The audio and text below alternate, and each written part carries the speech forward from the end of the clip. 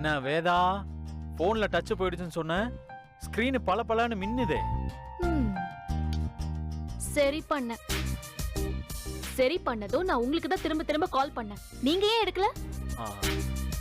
அது உன் போன்ல டச் ப்ராப்ளம்ல, சோ திருப்பி திருப்பி எனக்கு கால் ஆயிட்டு இருக்கோன்னு நினைச்சிட்டு எடுக்காம விட்டுட்டேன். அப்புறம் என்ன, வீட்ல எவ்வளவு நேரம் எதிர்பார்த்தாங்க தெரியுமா? நீ ரோலர் கோஸ்டர் ரைட்ல போயிட்டேன்னா சொல்ல முடியும். சாரி ரங்கா. அப்புறம் என்ன சொன்னீங்க?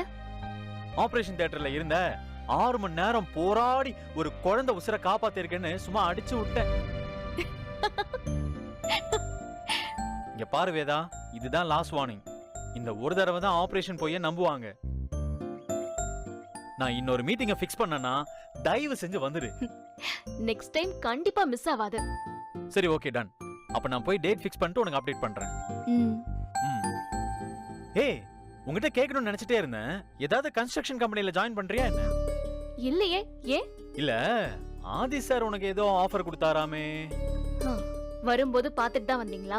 ஆமா, நீ வேற அவர் கொடுத்ததே வேணான்னு சொல்லிட்டியாமே, ஏன்? அது உங்களுக்கு எதுக்கு? அவர் என்ன கொடுத்திருக்க போறாரு? ஒரு 2 BHKவோ இல்ல 3 BHKவோ பிளாட் கொடுத்திருப்பாரு. நம்ம வாட போற வீடா இருந்திருக்கலாம்.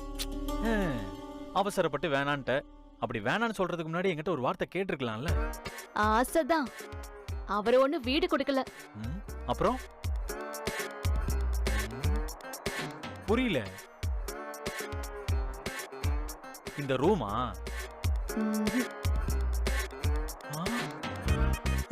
இந்த ஹாஸ்பிடலேவா?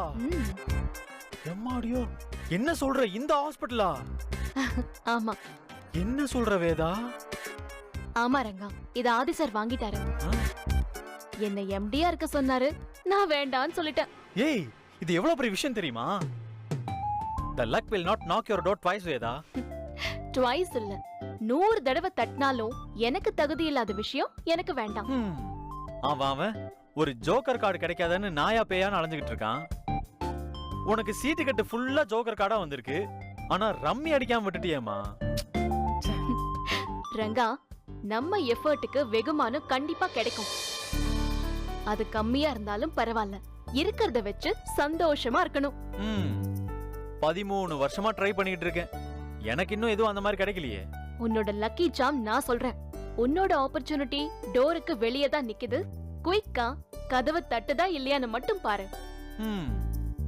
அப்படி தட்டுச்சுனா மட்டும் நீ என்ன பக்கத்து வீட்டுக்கு போக சொல்லிடுவியே? சொல்ல மாட்டேன், ப்ராமிஸ்.